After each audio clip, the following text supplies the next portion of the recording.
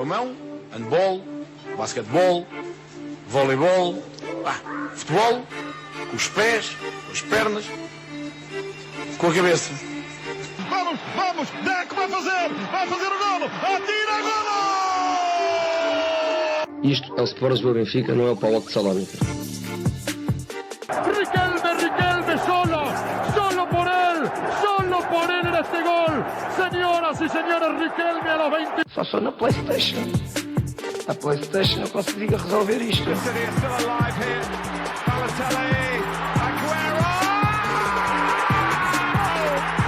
There's been a red card, but for who, Chris Kamara? I don't know, Jeff, has it?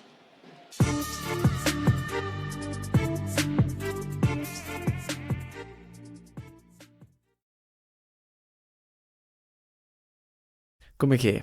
Episódio 43 e último da temporada número 4. Hoje comigo, Diogo Maia na moderação. Estou com Pedro Guarda e Samit. Podem já ligar os micros só para saber como é que vocês estão.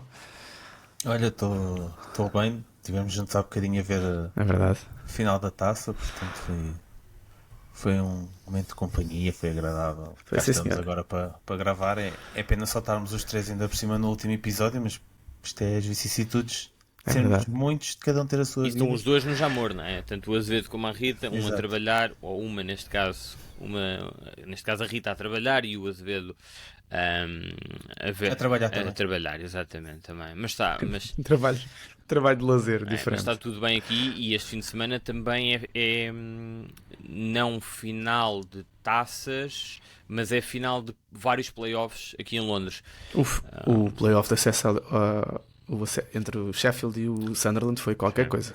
Foi absurdo. Não sei se vais falar sobre isso, mas já agora dar uma nota. Nesse dia, foi na sexta-feira. Passei pelo centro e uma coisa incrível mesmo. Só adeptos do Sunderland, do Sheffield também, encheram praticamente a bancada deles. Por acaso não encheram totalmente, isso é sempre um tema aqui em Inglaterra, mas o Sunderland de facto é um clube enorme e está de volta à Premier League e portanto vamos ter um Newcastle Sunderland outra vez, o que é sempre interessante. Fica também já agora a maldição do Sheffield, não sei se vocês estão a par disso, mas a última vitória do Sheffield em Wembley aconteceu há 100 anos, em 1925 e desde que há playoffs, desde que o sistema de playoffs foi implementado em Inglaterra, que foi em 87, se não me engano, o Sheffield já fez 10 playoffs, já jogou 10 playoffs. Não estou a falar só de playoffs do Championship para a Premier League, também da League One para o Championship. O Sheffield já teve em 10 playoffs e em 5 finais perdeu as 5. Portanto, o truque para o Sheffield é nunca ir... É passar sempre sem ir a playoffs. Exatamente. Foi isso que aconteceu da última vez que o Sheffield esteve na Premier League. Não foi este ano, foi o ano passado. Foi há pouco tempo. Pegaste aí no Sunderland e no Newcastle, que é derby de Newcastle, ou da zona, vá. Tivemos também mais um derby, parece que todas as semanas agora o Benfica Sporting, que ditou a vitória do Sporting na Taça de Portugal. Há muito tempo que o Sporting não fazia uma dobradinha. Rui Borges consegue fazê-lo, para muito surpreendente, até porque aquilo que se dizia há umas semanas, e porque Ruben Amorim, o seu antecessor e quase messias do Sporting nos últimos anos, não conseguiu fazê-lo. E portanto a primeira pergunta que faço já, pode ser para o Samit, que voltou esta semana, portanto pode ser já o primeiro. Antes de irmos ao plano de jogo, vamos já ao resultado. O Sporting é um justo vencedor. Em primeiro lugar, uma pergunta para o Sporting: se achas que o Sporting é um justo vencedor e o que é que representa esta dobradinha, principalmente para Rui Borges? E em segundo lugar, se pudermos já ir aí, se achas que Bruno Lage tem condições para continuar? Olha, a pergunta em relação ao Sporting é perfeita na parte do representa, porque era precisamente sobre isso que eu queria falar. Em relação à justiça, também já para rematar isso, podemos claramente dizer que o Benfica mereceria também ter ganho este jogo. Mas também podemos ir por outro lado e dizer que as finais são para ganhar e o Sporting ganhou a final. E portanto, parabéns a todos os sportinguistas, antes de mais. É um resultado histórico para o Sporting, no sentido em que o Sporting não conquistava a dobradinha há 23 anos e acontece num ano em que o Sporting atinge o bicampeonato. Portanto, não é só uma dobradinha qualquer, é com um bicampeonato.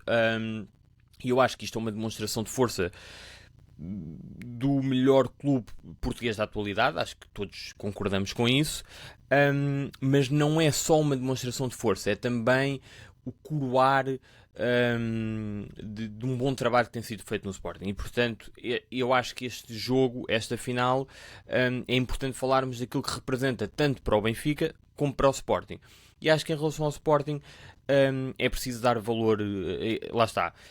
Eu acho, não tenho a certeza, nenhum clube é bicampeão, nenhum clube faz a dobradinha, nenhum clube é 3 vezes campeão nas últimas 5 épocas e nenhum clube chega às fases eliminares da Liga dos Campeões sem um bom trabalho, sem uma boa gestão, sem profissionalismo. E é isso que temos visto no Sporting, portanto há que valorizar muito esta vitória do Sporting. Podemos obviamente dissecar o jogo, falar um bocado sobre o jogo, mas eu acho que neste momento, neste caso, devemos sim valorizar a vitória do Sporting e aquilo que representa para o clube e como é que o Sporting chegou aqui.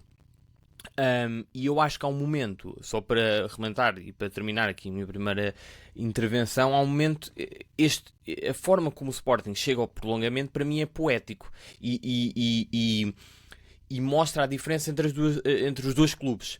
O Sporting chega ao golo aos 99, não é? 100 minutos, numa jogada inventada pelo Gyökeres, no último jogo do Gyökeres pelo Sporting. Portanto, ele marca o golo e este penalti é cometido pelo Renato Sanches. Em relação ao Renato Sanches, eu já lá vou quando falarmos sobre o Benfica, porque não quero estar aqui a misturar temas, mas em relação ao Gyökeres, isto é poético no sentido em que o Sporting espremeu ao máximo o Gyökeres. O Gyökeres esteve aqui estes 2 anos, foi de longe o melhor jogador em Portugal, provavelmente ou seguramente um dos melhores jogadores da história do nosso campeonato, e o Sporting não o vendeu antes do tempo. Agora vai vender por um valor abaixo daquilo que ele custa, não é? Ou daquilo que ele vale à partida, mas é poético porque o Sporting mereceu isto. Neste caso a estrutura do Sporting, a direção do Sporting mereceram isto, e os próprios adeptos, e ser o Gyökeres neste último lance é quase poético, porque de facto é quase simbólico também e mostra a diferença entre os dois clubes. Há um clube em que claramente há uma aposta desportiva, há a manutenção de jogadores, há um bom scouting, e do outro, já lá iremos, há uma gestão uma má gestão. E por isso é que eu não vou já falar do Bruno Lage, podemos falar um bocadinho mais para a frente. Boa. Está bem. Guarda, concordas com isto, mas antes disso, se concordas que a vitória é justa, ou que mais importante do que a vitória ser justa é que a vitória acontece. E há esta questão, pegando as palavras de Samit, meio poética, mas antes disso também para saber se achas que Rui Borges e o Sporting foi surpreendido e bem surpreendido por Bruno Lage no plano inicial do jogo. Eu acho que a colocação do Santos já fazia antever um bocadinho que o Vasco quisesse encaixar a equipa do Benfica na do Sporting. Foi o que aconteceu. Acho que a velocidade do Santos, e acho que neste momento o Santos tem outros argumentos que o Diomande ainda não tem, mas o problema do Santos é que é de cristal, mas dá uma versatilidade maior à defesa do Sporting, e o Rui Borges acho que quis antecipar um bocadinho os dois cenários, que o Vasco tinha que fazer qualquer coisa para pelo menos entrar melhor do que entrou no jogo do campeonato, e acho que o Benfica acaba por entrar melhor que o Sporting. E acho que não concordo com o Vasco quando diz que durante 99 minutos o Benfica foi superior ao Sporting, mas pelo menos na primeira parte o Benfica foi superior ao Sporting. Entrar a marcar na segunda parte e podia ter feito o 2-0 no avanço que acaba por ser invalidado, mas acho que o Benfica foi bastante mais competente do que no jogo do campeonato. O que acontece aqui, e concordo completamente com o Samit, é que neste momento os clubes vivem momentos completamente diferentes e têm uma hora completamente diferente. E na hora da verdade a coisa pende para o Sporting neste momento, porque o Sporting vive momentos de felicidade e o Benfica não. Mas isso justifica tudo? Ou seja, Não justifica, mas o que o Samit disse está completamente certo. E essa questão do Gyökeres eu nem tinha refletido bem sobre isso, mas é verdade. O facto do Sporting ter espremido completamente desportivamente o Gyökeres até o último segundo. foi perfeito, ideal. É verdade. E neste momento o Benfica...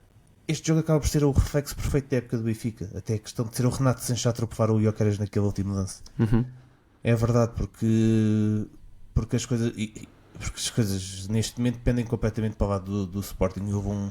E nós estávamos a falar durante o jogo e houve alguém que comentou, peço desculpa de não me estar a recordar o nome da pessoa que comentou o nosso YouTube, que disse que a expressão que era usada antigamente, que era vai acontecer Sporting, neste momento vai acontecer Benfica, e não é nada de positivo isso. É que qualquer momento vai acontecer Benfica, e o Benfica neste momento é um clube perdedor, como eu disse a semana passada. O Rui Costa tornou o Benfica num clube perdedor. À parte disto, e voltando ao plano do Vaz, acho que o Vaz mais uma vez pensa bem o jogo, encaixa bem a equipa na equipa do Sporting, aborda o jogo. A entrada do Bruma pode surpreender, mas fez sentido, porque os melhores momentos do Benfica esta época foi com o Bruma em campo. Os momentos de maior fulgor do Benfica foi com a entrada do Bruma na segunda metade da época, e com aquela inclusão do Udal também. E acho que o Benfica nessa altura, com esse sistema 3-4-3 assim, não igual ao do Sporting, mas naquele 3-4-3 acabou por ser mais feliz. Mais uma vez o Vaz, na altura de mexer na equipa, rebenta a equipa toda. Portanto, o Sporting, quando chegou ao empate, o Benfica jogava com o Leandro Barreira extremo, já não tinha Pavlidis, já não tinha Cockchu para ligar o jogo, que é neste momento a coisa mais importante que o Benfica tem, é aquela ligação que o Cockchu consegue fazer, e notou-se que o Cockchu marca o gol e é dos jogadores que mais quer naquela equipa, pelo menos aparenta isso. Mas o Lavage, mais uma vez, quando mexe na equipa, rebenta a equipa toda. Mas o Cockchu, só para contextualizar, o Cockchu sai porque é ele que pede a substituição, não é? Está certo, mas se não tens ninguém competente para o lugar dele, claro. Isso é uma deficiência do plantel do Benfica e da estrutura do Benfica. Meu amigo, é o último jogo do ano. Bruno Lage claramente contou que o gol não ia aparecer, não é? Porque até a forma como depois está a falar antes do prolongamento, na pep talk antes do prolongamento. Todas as substituições indicam que o Vasco pensava que tinha o jogo ganho, e não tinha. Sim. E o Vasco, para além de mexer mal na equipa, viu o jogo encaminhar-se num sentido que depois vira-se completamente ao contrário. Apesar de tudo, Lage, aqui permite-me só discordar de uma coisa, que é no último jogo para o campeonato, apesar de tudo, a crítica feita foi que a equipa não entra muito bem preparada, e ele depois corrige ao intervalo com a entrada do Sheldrup, e porque também tinha que ir a correr atrás do jogo. Eu desta vez eu fiquei surpreendido. Também passo agora a palavra ao Samit para saber se ficaste surpreendido com a mudança de sistema e principalmente com a inclusão de Bruma em campo. Mas acima de tudo eu acho que a coisa foi bem montada. Acho é que mexe demasiado cedo e destrói um bocadinho a equipa. Ao mesmo tempo, as más línguas ou as boas línguas, depende da perspectiva, dirão: pois, mas o Benfica podia ter feito o segundo golo se não fosse o VAR. Portanto, e o jogo aí provavelmente estaria resolvido. Samit, a entrada do Bruma surpreendeu-te?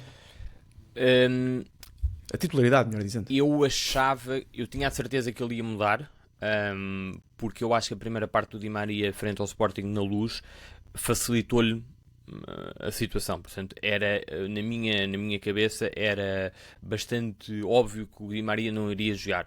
Agora, se seria pelo Bruma ou pelo Sheldrup, essa era a dúvida, e não estava à espera que ele mudasse o sistema, mas concordo com o Guarda quando ele diz que o Benfica, de facto, este ano até apresentou rendimento neste sistema.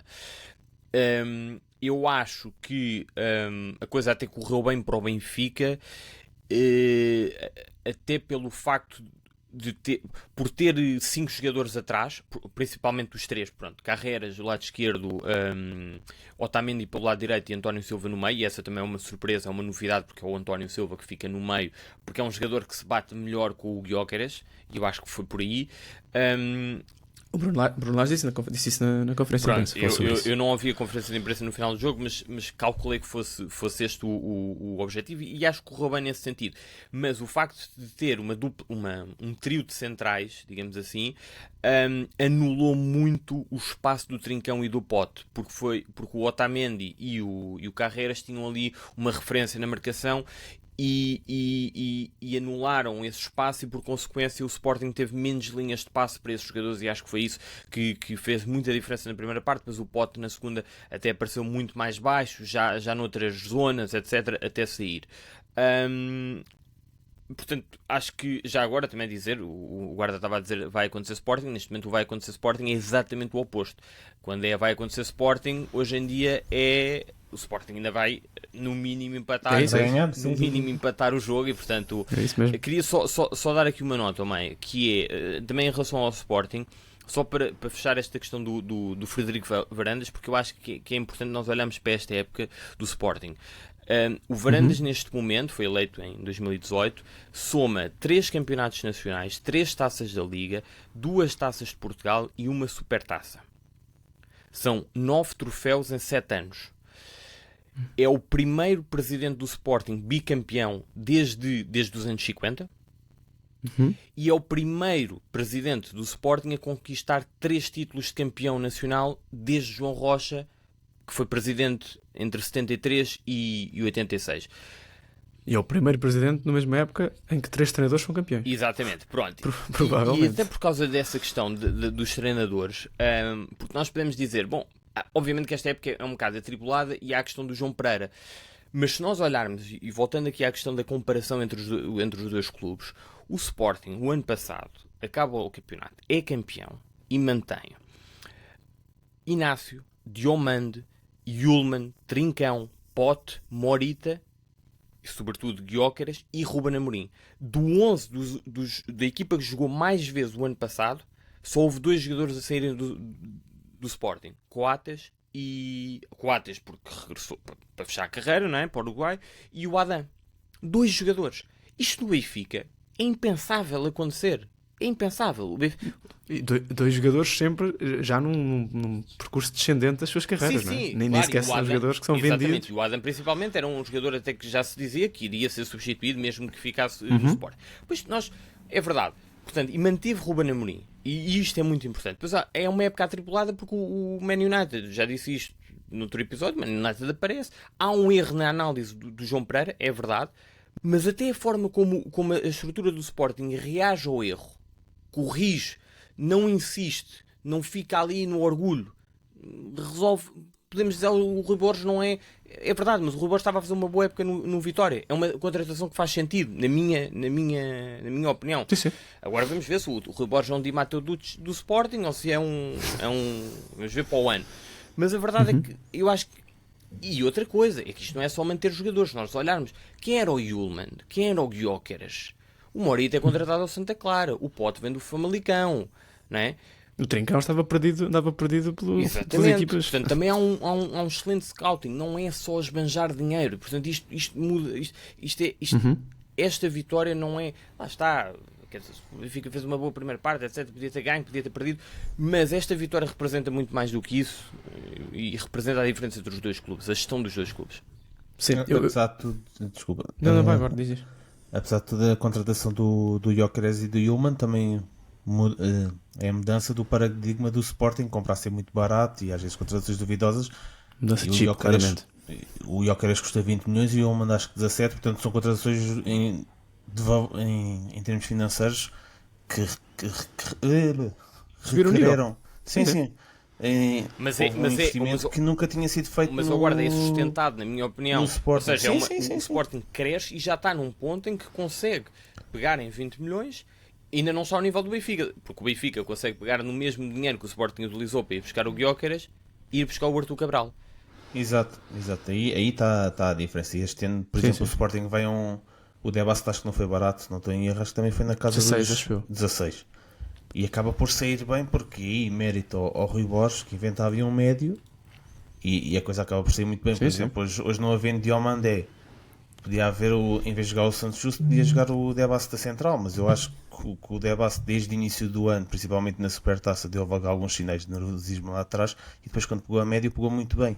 E isso também é mérito do Rui Borges, ter recuperado o Eduardo Quaresma, que tinha uma utilização intermitente com o Amorim, e neste final de época faz um final de época muito bom. Eu não sou o maior fã do Eduardo Quaresma, mas neste momento até digo que ele devia ter sido convocado para a Seleção Nacional. Eu também acho. Acho que o Quaresma é um jogador que dá mesmo prazer ver jogar pela forma como é um tipo que trabalha para isto. Dá para ver. E está em campo. Nunca o vemos. Por exemplo, se compararmos o Quaresma ao Maxi Araújo, O Max Araújo até chega a ser tonto. O Eduardo Quaresma é claramente um jogador que está sempre concentrado. Isso era uma das coisas que o Amorim até criticava nele, que era e mostra a evolução dele. Claro. E hoje, apesar de tudo, tem um jogo difícil. Já agora também, aqui também queria fazer aqui uma nota. Já agora tanto, sei que hoje sou moderador, mas raramente sou moderador, portanto também vou aproveitar o facto de ser poucas vezes moderador para fingir que não sei ser moderador e vou dar a minha opinião. Acho que apesar de tudo o Benfica, se tivesse ganho, como o Sami disse, acho que o Benfica era um justo vencedor. O Benfica foi particularmente mais forte até aos 70 minutos.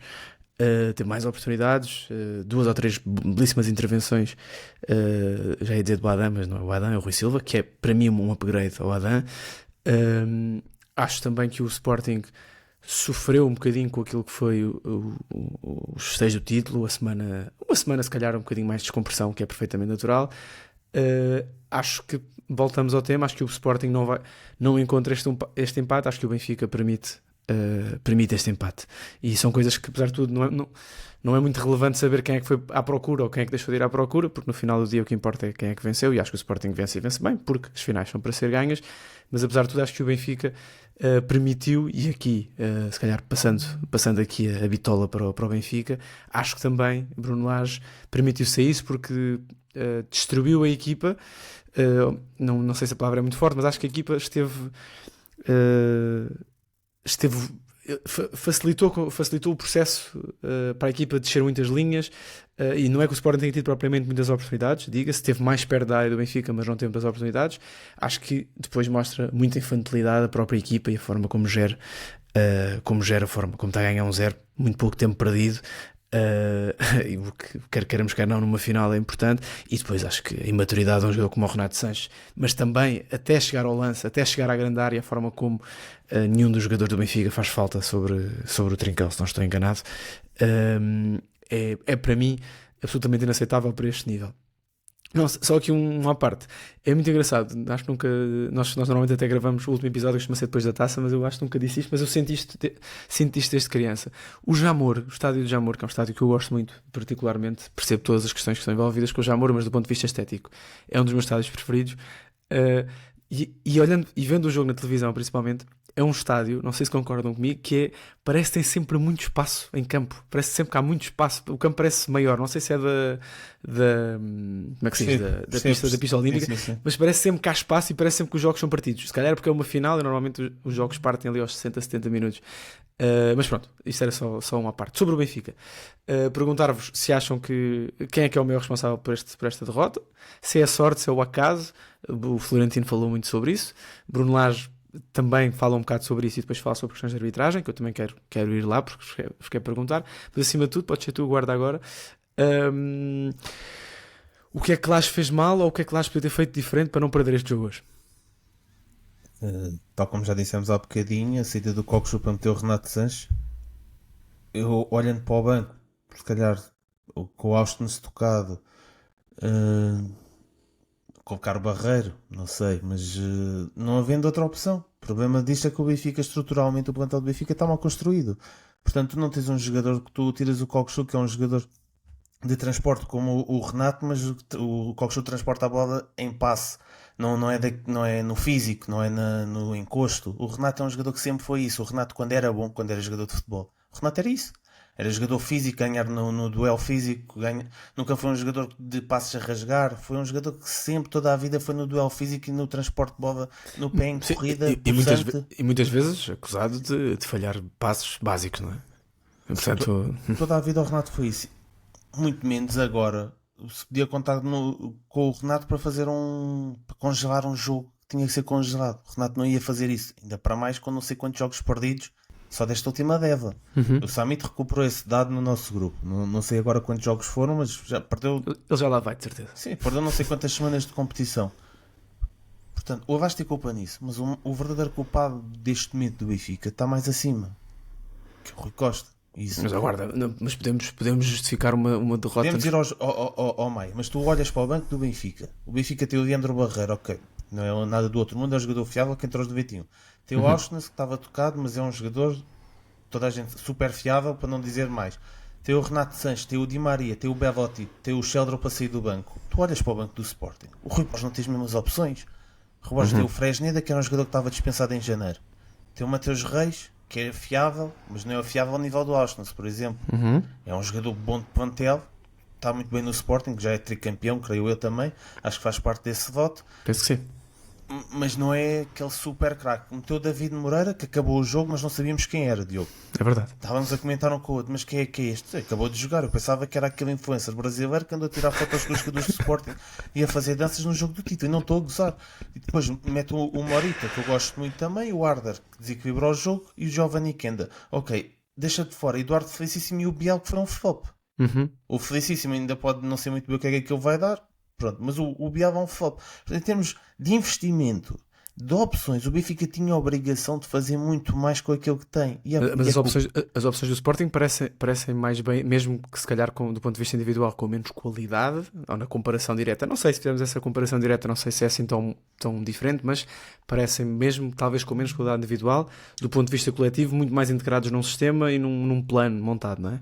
E com um treinador que tem menos tempo de casa com o Vaz. É verdade.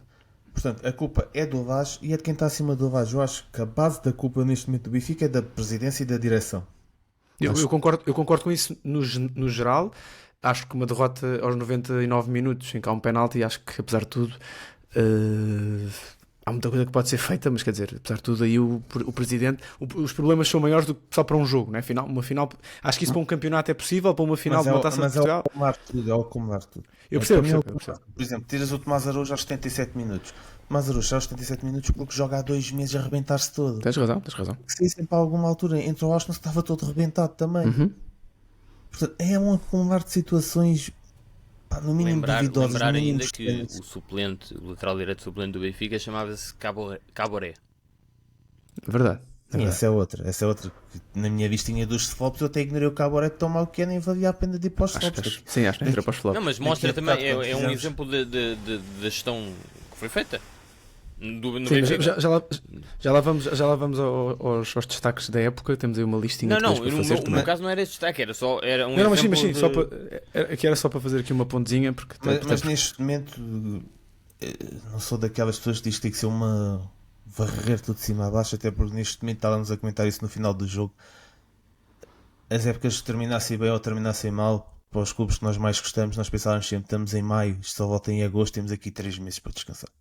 No caso do Benfica este ano não vai haver esse descanso, não vai haver esse luto, não vai haver tempo para mudar muita coisa. Sim. Portanto, há uma reflexão interna que vai ter que ser feita. Não se quer saber do Mundial de Clubes, marca-se eleições agora, e quem vier preparar as coisas seria uma opção, para mim, a mais sensata neste momento. Sabendo que não é isso que vai acontecer, havendo um Mundial de Clubes, havendo depois uma Supertaça, Champions, etc., acho que é tudo muito apertado para o Benfica mudar muita coisa que tinha que ser mudada. Mas agora só uma pergunta direta para ti antes de passar para o Summit, porque quero fazer uma pergunta sobre o Renato. Sobre o Renato e sobre outras coisas, mas então aquilo que as declarações de Bruno Lage no final do jogo e as declarações agora de Rui Costa, para ti não abrem a porta a possíveis eleições antecipadas? Eu acho que não vai acontecer, honestamente. Okay. Acho que é... Relembrar que estamos a gravar, como a malta sabe, logo a seguir ao jogo. Logo a seguir ao jogo não, mas estamos a gravar domingo à noite. Acho que vai ter que haver uma reflexão. Acho que a primeira cabeça a revar será do treinador, se revar alguma cabeça. Eu não acredito que o Vaz saia com o Rui Costa.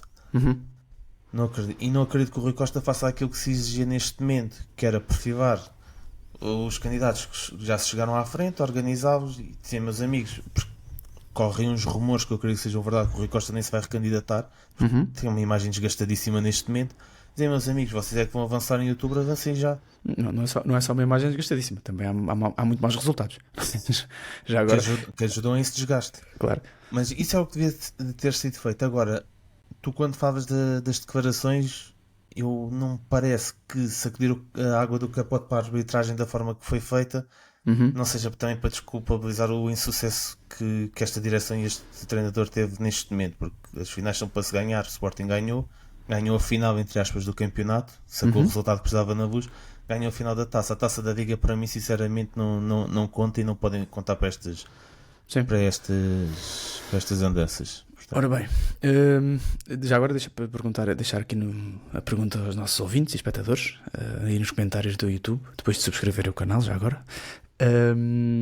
perceber se acham que o Benfica vai avançar para a próxima época com a mesma direção, com o mesmo treinador, com o mesmo presidente, ou não. Portanto, ficamos à espera. Samit, como é que se justifica Renato Sanches continuar a ser quase sempre uma das opções, e hoje ter sido, e curiosamente, da forma poética como falaste, ter sido ele a fazer o penalti? Pronto, e isso vai ao encontro daquilo que eu tenho para dizer em relação ao Lage, porque há obviamente vários responsáveis por esta situação no Benfica,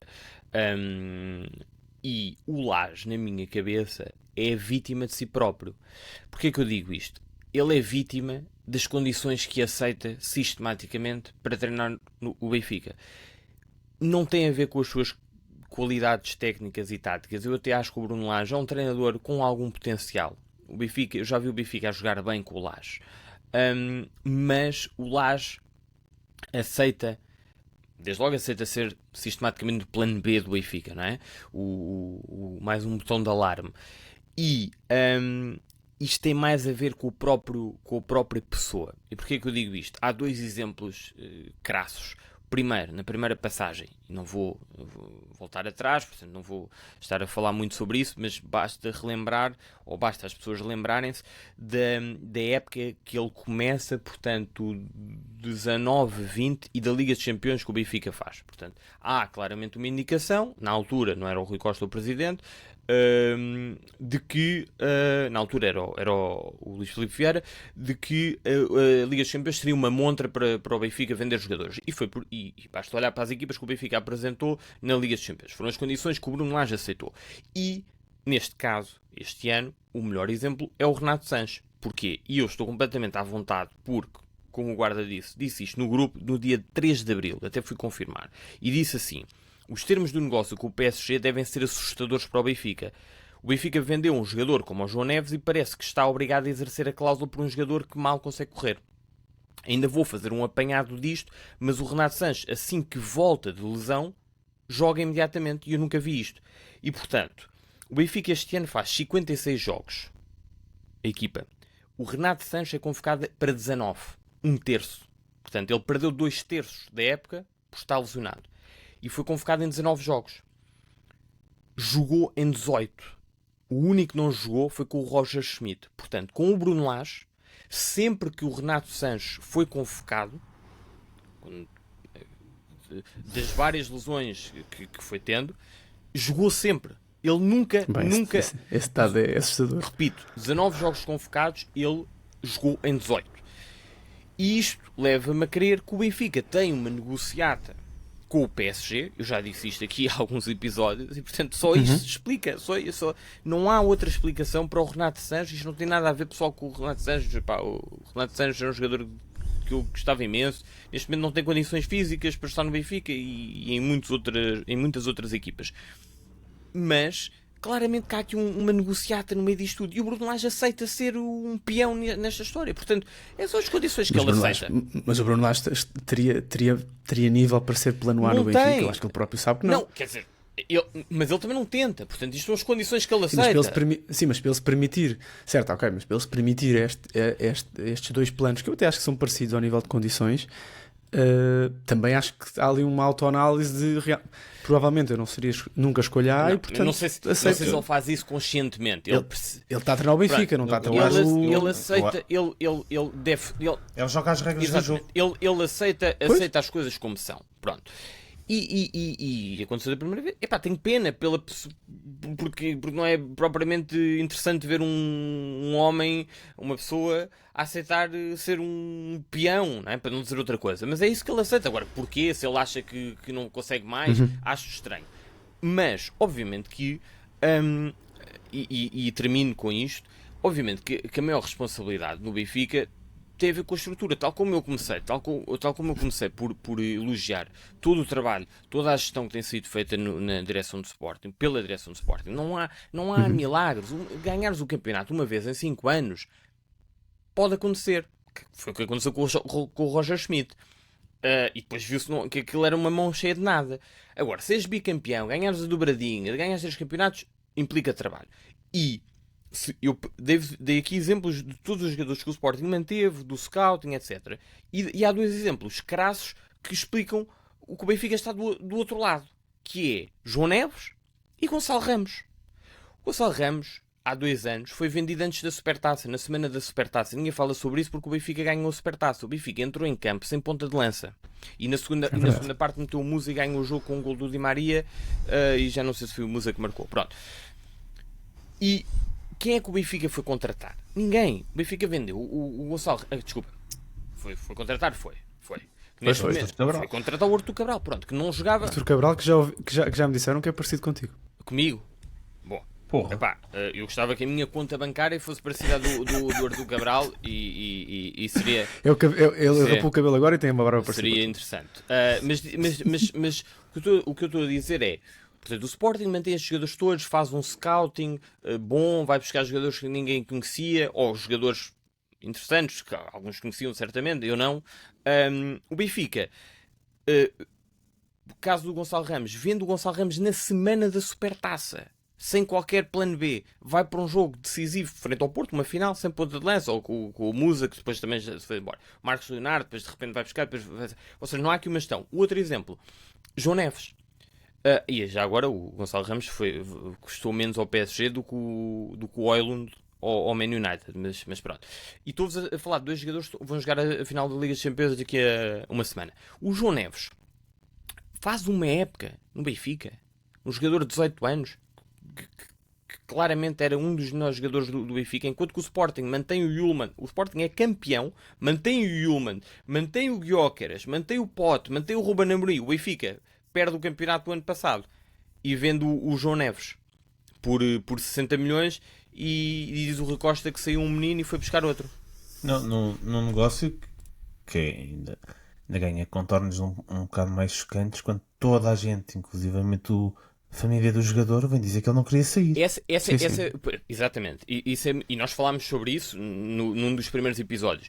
Porque realmente, ainda bem que tocaste nesse ponto, guarda, porque hoje em dia, o Rui Costa já nem vale tentar dizer que o jogador quis sair. Os jogadores hoje em dia, miúdos de 18 anos, sabem perfeitamente, já viram vários jogadores do Benfica, o caso do Renato Sanches, por exemplo, a sair precocemente, digamos assim, e não tem problema nenhum, está na cara que não tem problema nenhum em ficar mais um ano. Aconteceu com o Ruben Dias, aconteceu com o António Silva, que também não bateu com a porta depois de ter feito uma boa primeira época.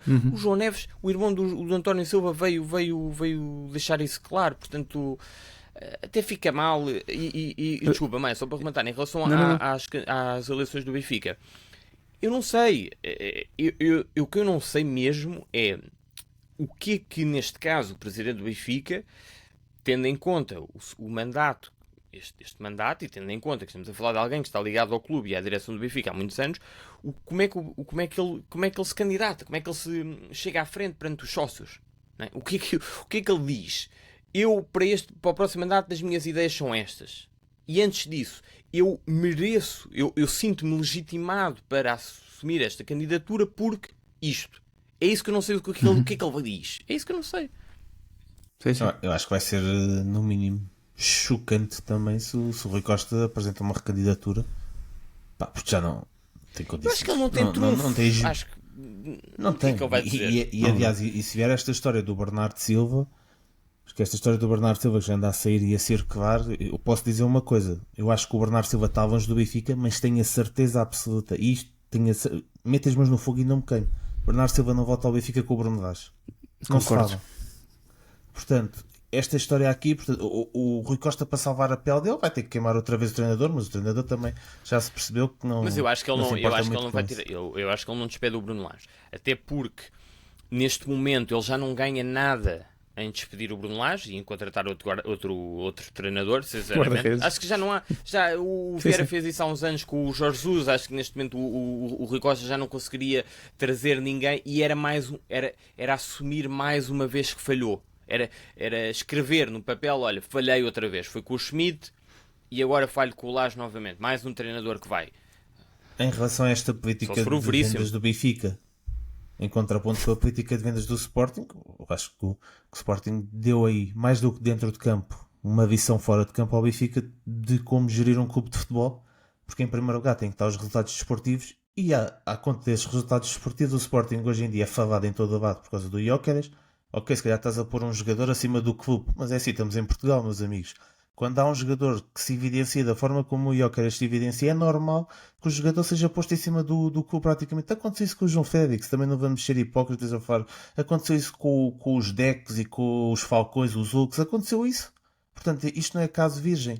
E a marca Sporting hoje em dia está muito mais valorizada, desportivamente ganha muito, ganha mais que os outros, e continua a ir à Champions e o dinheiro continua a entrar. Ok, vão dizer, mas não vai ao Mundial de Clubes que só leva 40 milhões. Pá, o Sporting vai chegar fresquinho à Supertaça. Não, e agora, Sim, não vai essa ao era a pergunta Mundial, que eu tinha para e outra vocês. coisa, que não É vai ao isso. Mundial não tem a ver com estas últimas épocas, não é? Portanto, não vai... É capaz de ir ao próximo. Exatamente. Sim, é provável que vá ao próximo. Eu tinha só uma dúvida e uma pergunta para vocês. É porque, apesar de tudo, eu acho que o Sporting este ano tem um grande desafio que não teve ano passado, não, que teve o mérito de não ter de sofrer com isso ano passado, mas acho que este ano acabará por ter de vender. E pergunto-vos, para além de Gyökeres, me parece toda a gente, até os jogadores, já agora também, um pormenor interessante, a comunicação do Sporting esta semana e dos jogadores do Sporting em diferentes canais desportivos, em diferentes rádios, comunicação que eu acho que não me lembro de ver, e quando me dizem, pois quando se ganha é fácil, mas a verdade é que mesmo quando eu vi outros clubes a ganhar, não vi esta abertura na comunicação. O ano passado foi igual. Sim, é um bom exemplo. Estou a relembrar que é um bom exemplo. O Pote no Canal 11 foi excelente. O Eduardo Quaresma, quando veio agora à Renascença, também foi excelente. Pronto, mas agora a pergunta que eu faço é: para além de Gyökeres, quem é que vocês acham que está na pole position para sair? Se tivessem de escolher um jogador, Olha, não queria sair mais ninguém, sinceramente. Já a venda do Kenda.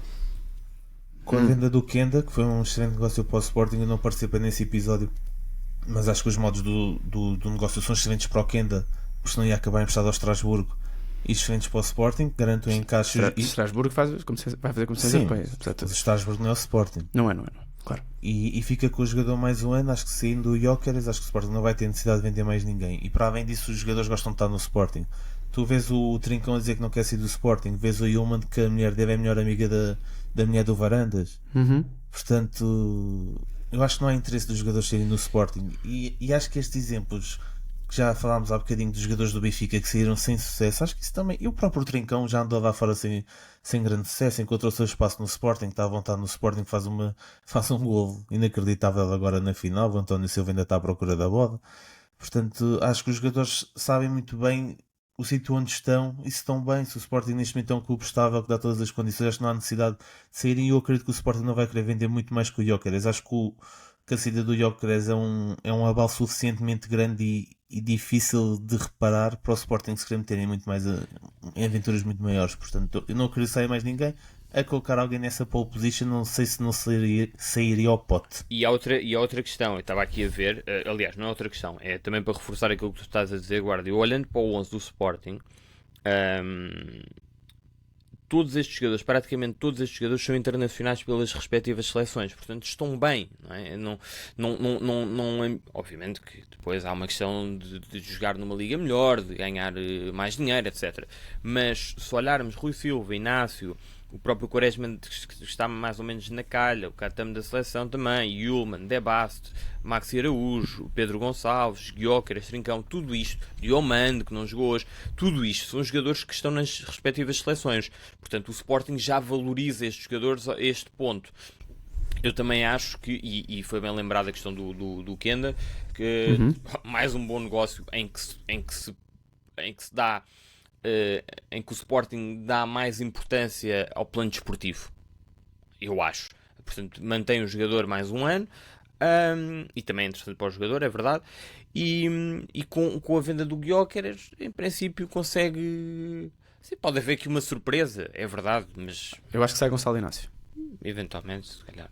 Olha, só se o Inácio mudou muito a opinião dele. O Inácio dizia que só saía para o Real Madrid. Mas também há uma questão então, que é... E é possível ou não? E também poderia haver aqui uma questão com o Ruben Amorim a aparecer, não é? E se calhar o Inácio... Isso é outra história que se abre agora, mas o ano passado acho que o Inácio só dizia que só saía para o Real Madrid. Sim, mas eu também lembro de ouvir isso, mas de qualquer das formas...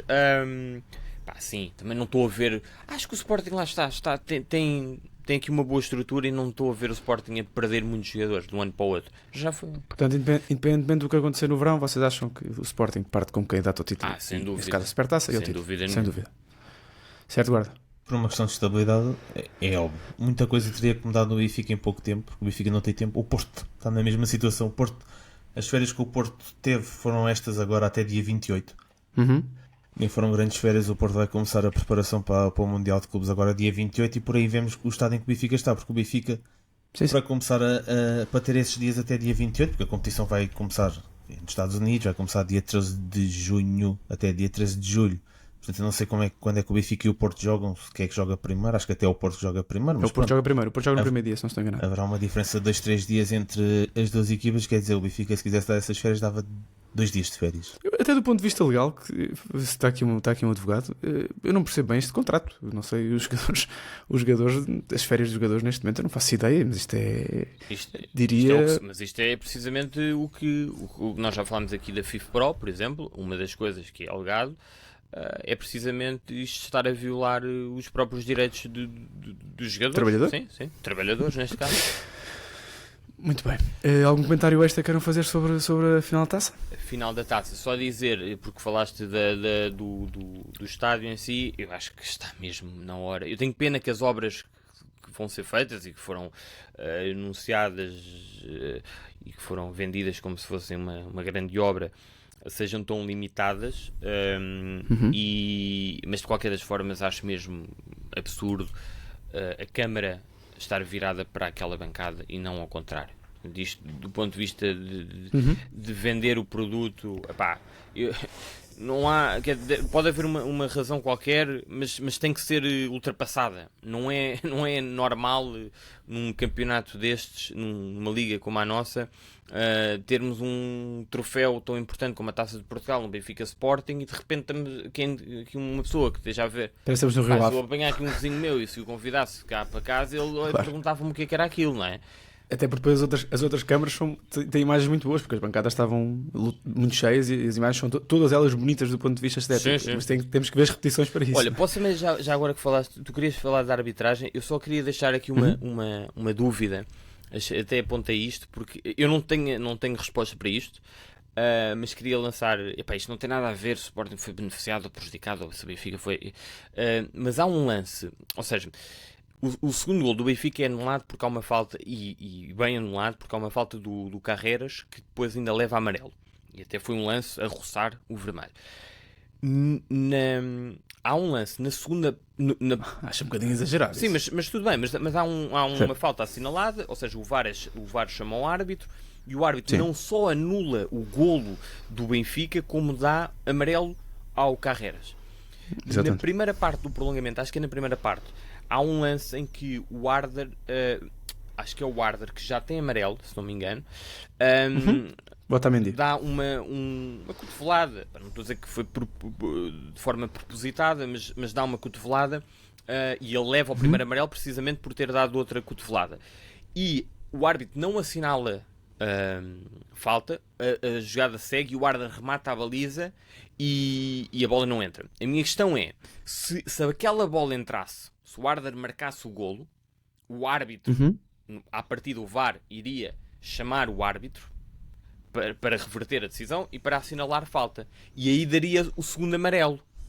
Estão a perceber? Mas o árbitro, supostamente, o protocolo do VAR é só chamado para vermelho. Vermelho direto. Mas neste caso, e pegando no primeiro exemplo em que ele deu um amarelo ao Carreras, eu pergunto-me se aí também, se fosse gol do Arder, era o segundo amarelo. Porque, será que ele aí daria o segundo amarelo? Interessante. Pois. Isso são as tais arestas do... Pois, isto pode ser também uma que falha. ainda faltam dimar do VAR. Acho que há coisas que ainda têm que ser dimadas, mas é uma tecnologia recente, apesar de tudo. O Arder, quando remata a baliza, eu até pensei assim, bateu bem, ainda bem. Podia fechar um golo e depois podia ser exatamente, é como agora, como não foi golo, isto vai passar, porque nunca vai ao VAR, porque seria segundo amarelo e não cartão vermelho direto. Mas como ele não marcou, se calhar foi o melhor que aconteceu. A única coisa sobre a arbitragem, já agora, não gostamos de falar muito sobre a arbitragem, eu acho que o Sporting não ganha hoje por causa das arbitragens. Eu também acho que o Sporting tem mais razões de queixa no outro jogo para o campeonato do que hoje. Acho que hoje o Benfica tem algumas razões de queixa. Para mim, acho que apenas e só na questão do Mateus Reis. Acho que as outras são todas bastante discutíveis. A do Mateus Reis eu não consigo perceber como é que aquele lance pá, em que o homem pisa efetivamente a cabeça de um adversário e o VAR não chama. Faz Era mal. preciso chamar, o VAR chamar porque foi à frente do fiscal de linha. Sim, mas apesar de tudo é um lance que o fiscal de linha a bola já não estava lá, portanto o fiscal de linha podia estar a olhar para o outro lado. Agora a repetição é muito óbvia e põe em causa uma das questões, até porque o VAR foi criado, que é a integridade física de um jogador. Acho que não faz muito sentido, mas o próprio jogador, o próprio Belotti, depois também não sei se se apercebe ou não se apercebe do que acontece. Eu não sei, só temos a repetição, portanto não consigo ver a intencionalidade, nem estou dentro da cabeça do Mateus Reis, mas acho que é muito perigosa a entrada. De resto, acho que o gol, não é gol, é o penalti que é anulado na primeira parte, é um fora de jogo, está bem assinalado o fora de jogo que depois cancela o penalti, e o lance do gol do 2-0, numa primeira imagem eu achei discutível a falta, depois até em caso do guarda falei sobre isso, acho que é uma falta claríssima para amarelo, portanto não... Depois as divididas, o que é que são divididas, o que é que não são divididas, o que é que cai, o que é que não cai, os condicionalismos do jogo, acho que o jogo apesar de tudo foi... Não diria bem apitado, porque acho que parece sempre que os nossos árbitros não estão muito preparados para estes jogos, mas não foi por aí. Acho que o Benfica, se tivesse tido mais maturidade emocional e mais maturidade competitiva, tinha ganho o jogo. Guarda, algum comentário sobre a arbitragem? Não, sobre a arbitragem não, acho que vocês já disseram tudo. O lance do Mateus Reis é aquele que me parece assim, que o Benfica se pode queixar mais, mas também não parece que o Sporting ganhou por causa da arbitragem, porque eu sou sempre da opinião... Não é suficiente para as palavras do Rui Costa. Eu acho que o Rui Costa está a tentar sacudir a água do capote e preocupa muito mais. Era esta nota que eu ia dizer, que o Rui Costa não tenha ficado para aplaudir a equipa do Sporting a levantar a taça, que é acho que é os mínimos, um gesto de cordialidade. Saber estar na vitória e na derrota preocupa mais isso. E não sei se o Benfica ficou também para ver o Sporting levantar a taça. Preocupa mais esses pequenos gestos do que depois virem falar da arbitragem, porque o Rui Costa só se lembra da arbitragem quando perde. Porque toda a gente sabe que o Benfica, o Sporting e o Porto são invariavelmente noticiados pelas arbitragens. Isto não é segredo nenhum. Não é por haver aqui melancias ou por haver aqui... Meloas. Sim, meloas, o que é que seja. Ou diz-me aí um fruto azul, não sei, uma amora. Pronto. Não é por haver isso. É porque é o que é verdade. E nós somos adeptos de um clube grande e não sofremos tanto disso. Mas se fôssemos adeptos de um clube não tão grande, provavelmente queixávamos todas as semanas disso. Acho que o Rui Costa lembra-se muito das arbitragens quando acontecem coisas como hoje. Efetivamente, provavelmente hoje o Benfica tem mais razões de queixa do que o Sporting, mas no campeonato o Sporting teve mais razões de queixa que o Benfica, porque aos 11 minutos o jogo podia estar fechado, o Sporting podia ter sido campeão na Luz e não havia conversa. Portanto, isso é o que é. Preocupa muito mais pequenos gestos institucionais que não caem bem em clubes da grandeza como o Benfica, o Sporting ou o Porto, do que essas conversetas da arbitragem que para mim pessoalmente não colam. Sou conversa de adepto. Eu em casa também chamo tudo aos árbitros, mas é o que é. Eu não sou presidente do Benfica, nem do Sporting, nem do Porto. Portanto, acham, só antes de passarmos para aquele que dizem que vai ser o futuro treinador do Benfica, mais cedo ou mais tarde, antes de passarmos para essa final europeia, acham que será Bruno Lage, sem dúvida alguma, o treinador da próxima época? Sim? Eu acho. Acho que vai ser porque não vai haver tempo para trocar. Sim, e acho que o Rui Costa não ganha, ou a direção do Benfica não ganha nada em mudar de treinador neste momento.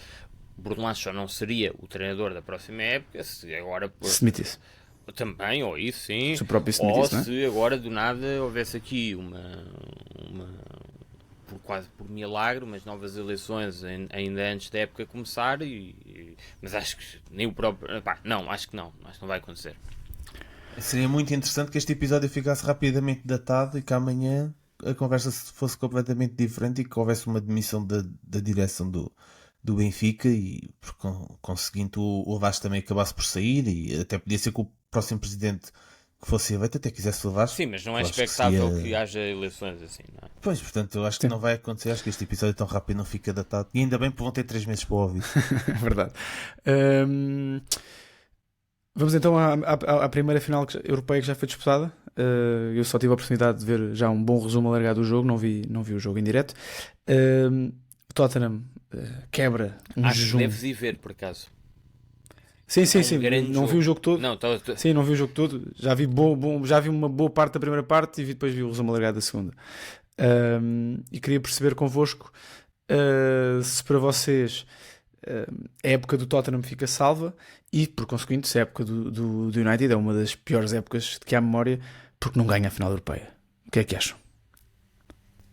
Olha, eu acho que a época do Tottenham ficaria muito mais facilmente salva do que a do United, porque o Tottenham não tem a dimensão do United, portanto eu acho que salvaria a época do United também, porque garantiria a entrada na Champions, não tanto pelo troféu. Acho que ao contrário, apesar de também garantir a entrada na Champions para o Tottenham, obviamente, acho que ganhar um troféu no Tottenham é diferente porque nunca ganham. Agora foi um jogo horrível, Diogo, não vais ver isso. Não sei, o Sami estava a dizer que devias ir ver o jogo. Epá, Não, estava a ser irónico. Pois. Olha, não percebi por acaso. Eu também não, pensava que era alguma coisa do Amorim. Não, foi horrível. Eu gosto muito de finais europeias, já tive a oportunidade de ver uma ao vivo e gosto muito porque é um ambiente que não se iguala. Diferente. É muito diferente, é muito interessante e gosto, acho que todos os anos sinto esse ambiente um bocadinho em casa. Junta-se a vir muita coisa, pá, é a loucura total. Acho que o futebol é mesmo A da aquilo. Liga Europa então é muito interessante esse aspecto. A final da Liga Europa muitas vezes, se calhar esta não foi perfeita por isso, mas normalmente junta equipas que não estão muito habituadas a ganhar títulos, não é? Porque são equipas, apesar de tudo, de uma segunda dimensão das competições. Atalanta-Leverkusen. Por exemplo, este é um bom exemplo. Enquanto na Champions, apesar de tudo, parece-me sempre uma coisa mais mediática, porque estamos a falar dos maiores clubes do mundo, com mais adeptos, com mais títulos. Estas parece-me normalmente que têm esta vertente mais de sangue na guerra que as finais da Champions não têm. E a malta quando vai para aqueles jogos pá, acho que a maioria, claro que há sempre gajos marados da cabeça que vão para arranjar porcaria onde quer que vão, mas a grande maioria vai mesmo para curtir. Pá, Desculpa só, não me esquecer de fazer um apontamento ainda sobre a taça, porque era uma das minhas preocupações há umas semanas, foi sobre isso. Aparentemente correu tudo particularmente bem no que toca à segurança, tanto nos festejos do Sporting houve uma ou duas confusões, mas apesar de tudo, à exceção do rapaz que foi baleado no olho, parece-me que foi para aquilo que podia ter sido o jogo entre o Benfica e o Sporting, os festejos depois e agora esta mega operação policial. Pronto, aqui aparentemente ainda bem que correu tudo bem. Portanto, era só esse apontamento, porque aparentemente, e até porque tive amigos do Sporting e amigos do Benfica que lá estiveram, eu não estive em casa do nosso amigo Pedro Guarda. Aparentemente foi tudo muito pacífico, uma excelente organização. Pronto, e nos comentários quem lá esteve, se não concordar comigo, por favor que diga. Em relação já agora em relação à Liga Europa, eu acho que o United foi para a Liga Europa, para a final da Liga Europa, um bocado como o Benfica para a Taça de Portugal. Portanto, uma vitória não salvaria a época.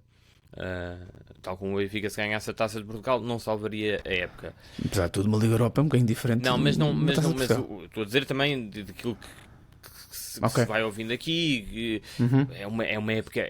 Não salva, uma época, certo. Precisamente por aquilo que o Guarda estava a dizer, da dimensão do clube. O United hoje safa-se do último lugar, fora os que desceram, porque 17º. Sim, salva-se do 17º, é o Tottenham que fica em 17º porque leva 4 do Brighton em casa, portanto diz muito também da época do Tottenham, e não é claro, e esse é um tema, ainda não é certo que o Postecoglou fica, porque há muita gente no próprio Tottenham diria que é o melhor momento para sair. Sim, exatamente, e também há muita gente que diz que se calhar para ele próprio é o melhor momento, porque depois isto no Tottenham também tem a ver com a gestão. O Tottenham neste momento, apesar de ser um clube claramente top 6 em termos de dimensão, não é um clube que gasta. O Tottenham gasta menos dinheiro em ordenados que o Aston Villa, por exemplo, e portanto há aqui muita coisa que também está em jogo. Mas em termos de dimensão do clube, o United falava-se, aliás, eu acho que foi até anunciado que se o United ganhasse ia haver um barbecue. Eu acho que foi isto que aconteceu entre os jogadores e a malta de equipa, etc. Uma coisa assim mais low profile, porque se disse, apareceu logo, lembro-me do Roy Keane, por exemplo, veio logo criticar qualquer volta do autocarro pela cidade. Qualquer festejo mais histriónico, é? Coisa que aconteceu em Londres com o Tottenham, e foi, não sei se viram imagens, mas foi muita gente para a rua e portanto e lá está, vai em conta aquilo que o Guarda estava a dizer, tem a ver com a dimensão dos dois clubes. O Tottenham continua a ser no top 6 e também com o facto de o Tottenham não ganhar troféus há muitos anos, e portanto o United, apesar de tudo, está naquele top 3 de clubes que mais movimenta, não é? Real Madrid, Barcelona e Man United, e continua a ser assim. Certo. Finais europeias que vamos ter ainda esta semana. Alguém quer dar os seus prognósticos? Chelsea e PSG. Sim, acho que o Chelsea ganha, não é que eu queira que o Chelsea ganhe, mas e em relação à final, também acho que o PSG ganha porque está a jogar mais que o Inter. Final de época difícil para o Inter, eu também tenho exatamente as mesmas. E outra nota, o PSG ganha a taça, portanto pode se ganhar a Liga dos Campeões, faz o triplete. Acho que ao nível da Champions acho que estamos um bocadinho, acho que estamos todos em acordo, acho que apesar de tudo acho que o PSG acabará por ganhar. Ao nível da Conference acho que vai ser muito difícil para o Chelsea, mas acho que acabará também por ganhar, não me parece que seja... Gostava muito que o Betis ganhasse. É verdade, disseste aqui quando saiu no sorteio com o Vitória, que era uma equipa que tu gostavas que vencesse. Pronto, deixem também nos comentários. E outra coisa é que o Chelsea vai um bocado na modo de cima também, porque atingiu. Calma, não me estrague já um dos destaques. Ok, pronto. Não sei qual é que é o destaque, mas pronto, porque termina bem a época na Premier League. Sim. E tal como o PSG vai na modo de cima para a final da Champions, porque ganha a taça, já tinha ganho o campeonato, e o Inter acaba por perder o campeonato para o Nápoles e, portanto, mentalmente também não vai na mesma... E, para além disso, acho que o PSG, como disse, está a jogar melhor. Sim. Acho que, apesar de tudo, pode haver aqui o facto do PSG ter uma equipa talvez um bocadinho menos experiente nestas andanças. Sim. Mas, apesar de tudo, são jogadores estratosféricos. Pronto. Vamos aos nossos destaques. Posso meter aqui uma mitofacto? Podes e deves, desculpa, deixa a razão. Era neste momento. É que me esqueci, é muito fácil. Se o trabalho de Amorim está a ser pior que o de Ten Hag no United, mitofacto. É lá. Posso começar já eu. Para mim é facto, neste momento está a ser pior. O United não joga nada, rigorosamente nada. E o Amorim, e ainda bem que estamos a falar sobre isto, o Amorim gastou os 6 meses que tinha. Não é? Portanto, o Amorim tinha aqui 6 meses para preparar a próxima época, para escolher os seus jogadores. Ele disse, e falámos disso várias vezes, eu até achei inteligente da parte dele, até fizemos aqui uma comparação com o Anselmi, quando ele chega ao United e diz: meus amigos, eu estou aqui para mudar desde o dia 1. Portanto, eu não vou jogar de outra forma, vou jogar como eu sei jogar. E eu fui contratado para isto. Portanto, até para que os jogadores ou a equipa estivesse pronta para o ano. Agora, isto foi trágico. Sim, foi uma gestão de expectativas que saiu ao lado. E, completamente ao lado. E depois há outra questão, é que ele perdeu o boost todo, e eu não sei quem desta equipa quem é que se vai manter para o ano. Porque, um bocado como o Anselmi mesmo. Pronto, exatamente. Agora, um como o Anselmi. E já está a ser muito criticado em Inglaterra. E há outra questão. Ele foi, que é exatamente o mesmo facto, mas visto de outra forma, que é o Amorim foi contratado por causa do seu sistema, das suas ideias, etc. Mas em Inglaterra já se diz, mas este gajo não tem mais nada. Portanto, não tem plano B. Pois, que é uma coisa que também umas grandes críticas feitas aqui em Portugal. Exatamente. Até esta época. Sim. Eu lembro-me de falar sobre isso, principalmente quando ele perdia, não é? Sim. Acham então que... Pois, olha, já agora a semana passada não tiveste Summit, mas já agora pedia-te um comentário à nossa aposta. Lembraste-me agora do Anselmo e do Porto. Se tens algum comentário a fazer, não? Muito interessante, ainda bem que falaste sobre isso, porque houve alguém que nos deixou um comentário e disse que no site da Liga Portugal o Pavlidis é melhor marcador que o Samu. E eu fui ao site da Liga Portugal e de facto o Pavlidis está em segundo. E portanto, eu não sei como é que vamos fazer isto, mas é assim, eu não vamos estar aqui a dizer. O que nós combinámos foi o número de golos e o número de minutos. Não, eu venho por outro. Eu vou continuar a bater na minha tecla. O Maia disse foi: o Samu vai marcar mais que o Pavlidis. Na Liga, pode dizer, é ouvir o episódio. Marcou mais? Não, marcou os mesmos. Portanto, não há jantar. Esse também. Mas isso então resolve já a questão. Eu não sabia disso, mas isso está mais do que resolvido. É muito bem visto. Então, se é mais, quer dizer que empatados, tu jogasses contra... O segundo critério... Então, mas é uma aposta, senão ninguém vence. Não, é marcar mais. Marcou os mesmos. Tu jogaste contra 2 resultados. Nós ganharíamos se ficasse empatado. Eu não tenho palavras para isto. Olha, malta... Não, isto é o site da Liga Portugal. Não se vê bem. Agora vês. Não se vê bem. Tens mandar o primeiro é o Gyökeres, que tem 39 golos. Está noutro campeonato qualquer. E depois temos, aqui em segundo, dá para ver que está encarnado. Pavlidis com 19, Samu com 19. E depois vem o Clayton com 14. Porque 19 do Pavlidis são mais do que 19 do Samu, é isso? Tu estás a dizer que é ao contrário, que os 19 do Samu são mais do que os 19 do... Não estou a dizer que foi em menos minutos, foi o critério que nós falámos aqui. Em caso de empate era no Não, número mas de isto nem minutos. Não, mas calma. Mas Eu acho em que caso de que a empate questão- está perdida. A aposta foi o que o guarda está a dizer. É que eu acho que a Quem é que vai questão marcar mais gols? Era o Samu ou era o Pavlidis? Marcaram os o guarda o mesmos. que está a dizer... marcar os mesmos. Mas o que o guarda... Exato. Peraí, mas o que o guarda está a dizer foi que tu disseste nesse episódio, podemos... Não, a aposta é quem é que ia marcar mais gols no campeonato. Então, Diogo, Marcar os dois o mesmo, em menos minutos. então, mas tu chegas e dizes, sei lá, o Mbappé vai marcar mais gols. Não, que o Lewandowski. mas vamos rever isso. Vamos Marcaram rever os isso. dois 30 gols. Sim. Portanto, o Mbappé Mas foi isso que tu disseste. não marcou mais Exatamente. gols que o Não, Lewandowski. a aposta é quem é que marcou Não, mais mas o que é gols. que tu disseste? Eu agora confesso, não tenho a certeza, mas aquilo que tem que se verificar e que eu acho que é verdade é quem é que vai marcar mais golos. E vamos aqui fazer uma aposta: é o Samu ou o Pavlidis? E vocês disseram o Pavlidis e o Samu. Eu não disse que eu sempre disse que o Samu ia marcar mais golos, mas a aposta é quem é que vai marcar mais golos. Não é quem fica à frente na tabela da Liga. É quem é que vai marcar mais golos. Não é o Samu. mas Eu se nunca eles disse que a marcam- aposta é Samu vai marcar mais golos. Vocês disserem sim ou não? Não. A aposta é quem é que vai marcar mais golos. Isto é uma discussão Mas absurda. ninguém- mas Eles ninguém- marcam ninguém- o mesmo Exato. número de Sim, gols. e o segundo critério é no número de golos. Mas Empate, aí- para alguém ganhar uma Só- aposta, para alguém ganhar um jantar. mas aí- Senão vamos Mas ao aí a jantar. aposta já não é a mesma. Ou seja, a aposta passou de quem é que marca mais golos. Essa era a Sim, primeira meu- aposta. E essa aposta está Era, anulada era, porque era. ficaram os dois, marcaram os mesmos. Foi o zero na roleta e isso é o zero. E de repente criou-se aqui uma segunda aposta. Pronto, malta, não há jantar. É isso? Não há jantar. Não Acabou-se o sei, jantar. agora temos- Não sei, Olha, tínhamos de estar os agora é cinco. importante falar com a Liga Portugal, porque, quer dizer, isto está aqui no site. E eu agradeço já agora à pessoa que. Pá, houve alguém que nos enviou isto e eu até fui confirmar, porque isto realmente é preciso.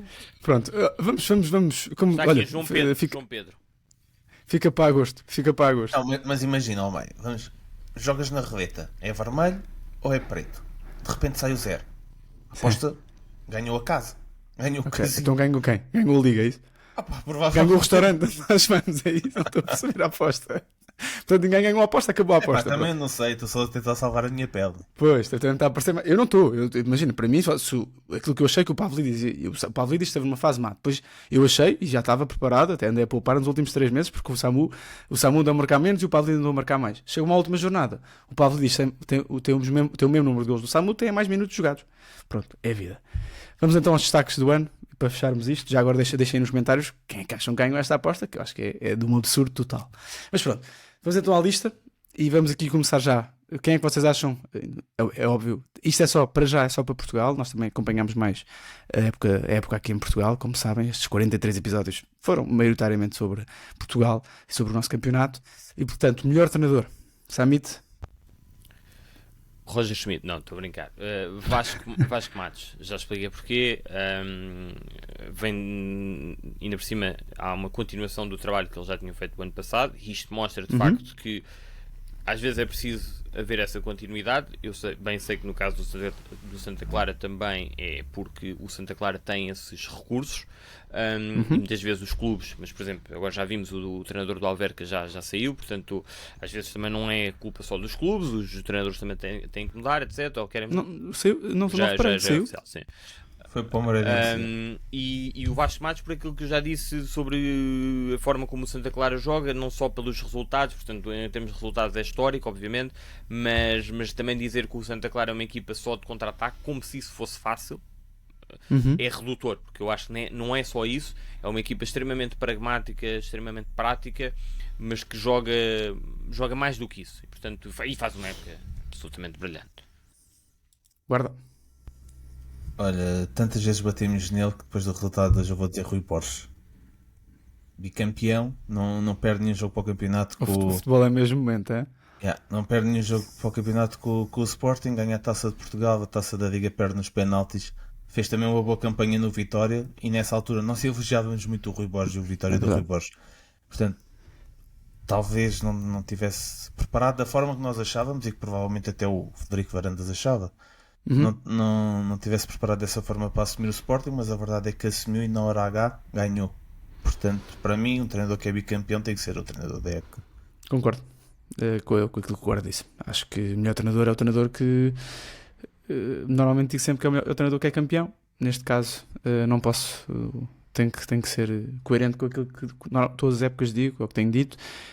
treinador campeão com a dobradinha. Dobradinho, acho que também disse bicampeão, mas é dobradinho. Sim, obviamente, é. dobradinha. E acho, por exemplo, é claro que é um achismo, mas isto fica aqui, isto também foram 43 episódios da 4ª temporada em que houve muitos achismos. Acho que, por exemplo, o Vitória não tinha sido eliminado contra o Betis, em casa na segunda mão, e acho que tinha ficado, se tivesse ficado no Vitória, tinha ficado à frente do Santa Clara. Portanto, para mim também é Rui Borges.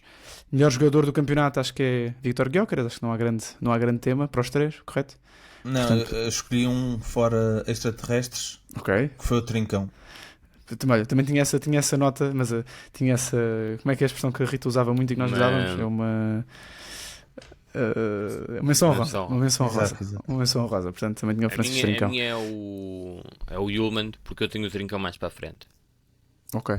O maior flop, Pedro Guarda e Samit, é o Renato Sanches? Não, diria? para mim é o Neuan Pérez, porque Uau. o Renato Sanches já ninguém tinha Ok. propriamente grandes expectativas. Eu acho que Ok. nem o próprio Rui Costa, mas ele tentou vender que tinha. Neuan Pérez, porque estamos a falar de um central que esteve em Itália, que vem muito bem referenciado, esteve na Udinese, boas épocas, e precisamente por ser um jogador defesa central que vem de Itália e que já devia estar algo batido, não é? Como jogador, surpreendeu-me pela negativa o nível, mesmo de concentração, o nível mental do jogador. Portanto, é uma época completamente para esquecer do Neuan Pérez. Vamos ver como é que é para o ano. PE. Para mim é o Renato Sanches, não consigo fugir a isso. Infelizmente não me enganei no início da época. É verdade, Dr. Pedro Guarda, o dentista, como é que é? O dentista não se enganou, disse muitas barbaridades ao longo da época, disse muitas asneiras, algumas admitiu o meu erro, outras não.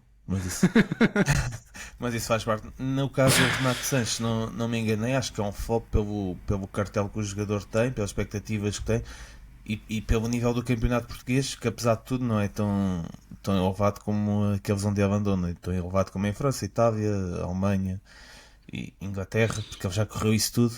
E o Renato aqui podia encontrar o seu espaço, não encontrou no Benfica. Eu acho que lhe resta às Arábias ou ir para a MLS ou Brasil eventualmente, porque aqui já não dá. E já agora, obviamente, isto também é importante dizer, a malta faz aqui uma análise, mas isto não tem nada a ver com o jogador, com a pessoa em si, isto é, tem a ver com o jogador, não com a pessoa. Mas eu hoje, quando vi o lance, pensei, pá, como é que este rapaz, não é, vai aguentar aqui o prolongamento? É? Depois disto acontecer, da época que ele faz, não é? Está sempre fora, sempre lesionado. Num jogo tão importante como este, ele faz um penalti estúpido. Ele próprio reconhece, porque nem disfarça, não é? Percebe que não há volta a dar. Como é que tu depois tens ali 30 minutos? Pá, do ponto de vista mental deve ser uma coisa lixada. Aquele penalti também é de alguém que não tem o mínimo de ritmo competitivo. É isso, mas esse é o meu ponto desde o início. Portanto, eu nunca vi um jogador, isto é histórico, eu nunca vi o Renato Sanches para o Benfica, ou para Bruno Lage, ou para quem está acima do Bruno Lage, não precisa de ritmo. Portanto, isto serve, só para concluir, eu acho que ficou claro que isto tudo serve para justificar o que o Benfica se prepara para fazer, que é acionar a cláusula de compra. Portanto, Sim. só para que isto fique claro. Portanto, isto não tem a ver com o jogador. Não tem a ver com, o jogador claramente não tem condições. Muitas críticas foram feitas ao Di Maria durante o ano e à gestão de Di Maria, principalmente o Roger Schmidt, que ele joga sempre, quer sim ou não, mas apesar de tudo, o Di Maria, mesmo que agora com o rendimento mais baixo no final da época, apesar de tudo, durante o ano foi mostrando rendimento, ritmo, não é, são situações absolutamente incomparáveis, não há nenhuma questão. Para mim, o maior flop é PP, apesar de tudo, acho que, principalmente porque é um jogador que já mostrou, se calhar não é a categoria mais certa, mas é que temos aqui que bate mais certo com isto, porque apesar de tudo não é o maior flop, porque se calhar já teve rendimento, não é? Mas apesar de tudo é um downgrade brutal do PP, se calhar por expectativas erradas minhas, numa época em que até saem, neste caso Galeno e Nico Gonzalez, que eram dois jogadores com uma preponderância grande. Eu achei que o PP poderia, depois disso, após esse momento, ter aqui algum crescimento, mas é uma época em que passou quase a época toda a titular, teve problemas com o Vítor Bruno, não se assumiu com o Anselmi. E pronto, é um jogador que, na minha opinião, tinha condições para ser top 3, top 4, top 5 do Campeonato Português e claramente não dá mais do que isto. Melhor jovem, posso começar eu? Diria Rodrigo Mora inicialmente, mas agora no final desta época tenho que dizer que Kenda, acho que apesar de tudo é a revelação do campeão, É um jogador que durante, se calhar para muitos ainda não é titular indiscutível, para mim seria, sem qualquer tipo de dúvida, mas parece-me um jogador que também está à vontade para ser suplente, à vontade para jogar de início. É um jogador que já foi vendido, mas ao mesmo tempo quer continuar no Sporting mais um ano e faz uma época de estreia aos 17 anos absurda, é surreal, e foi, se não estou enganado, o jogador do Sporting que mais jogou ao nível de número de minutos não, mas no nível de jogos, número de jogos, e portanto estamos a falar de um miúdo de 17 anos, portanto Giovanni Kenda. Olha, para mim é o Mora. Isto parece que o Kenda já não é bem revelação, porque apareceu mesmo no início da época e o Mora aparece a meio, e portanto pode haver essa tentação. Para mim são dois jogadores muito, muito bons, com um teto muito alto, mas o que o Mora faz e a forma como o Mora aparece a carregar a equipa do Porto, quando parecia que o Porto já não tinha mais forças, acho que o Mora, e já repeti isto muitas vezes, é o oásis naquele deserto. Parece que o Porto é muitas vezes, e eu aqui vou ter que encaixar o Mora. Para mim é eu não sei se já disse isto a semana passada, não sei se o Porto vai ter capacidade e condições para aguentar o Mora mais uma época. A cláusula de rescisão foi subida, mas continua a ser baixa. 70 milhões é uma cláusula baixa, e é um jogador com um teto inacreditável. Acho que esta chamada à seleção assenta muito bem. Gostava de o ver já com alguns minutinhos. O Kenda curiosamente saltou fora deste lote de convocados, mas já fez 18 anos, é uma coisa inacreditável. O Mora para mim tem que meter aqui como o melhor jovem, melhor revelação, o que vocês quiserem chamar. Olha, o melhor jovem para mim é o Carreras, sub-21, portanto foi ele que escolhi porque é um dos melhores jogadores em Portugal neste momento. O Carreras tem tudo.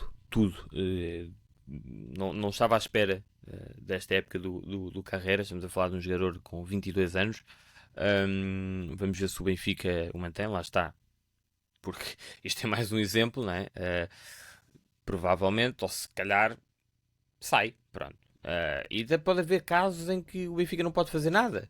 E este pode ser um deles. Se ele agora de repente for para o Real Madrid, toda a gente percebe que é o que é, ainda por cima sendo pelo espanhol. Bom, mesmo que não fosse, é o Real Madrid. Mas o Carreras tem tudo. Tecnicamente é evoluído, decide bem, tem jogo aéreo, é fisicamente imponente. Não há nada, não há nenhum ponto fraco do Carreras. É rápido, é um jogador que sai por dentro, sai por fora, cruza, remata. Sinceramente, é um grande jogador. Nem me lembrei que ainda era sub-21. É um bom ponto, tens toda a razão. Também Samu, uma menção honrosa a Samu, que me fez ganhar uma aposta, pelos vistos já não fez. Pronto. Ora bem, Samit, podes começar tu já com a equipa de desilusão? A equipa de desilusão, também já falei. Por acaso era a equipa de revelação, mas podes começar com a desilusão. Não, a equipa de revelação posso já rematar também, que é o Santa Clara, por aquilo que eu disse, vai na lógica do Vasco Matos.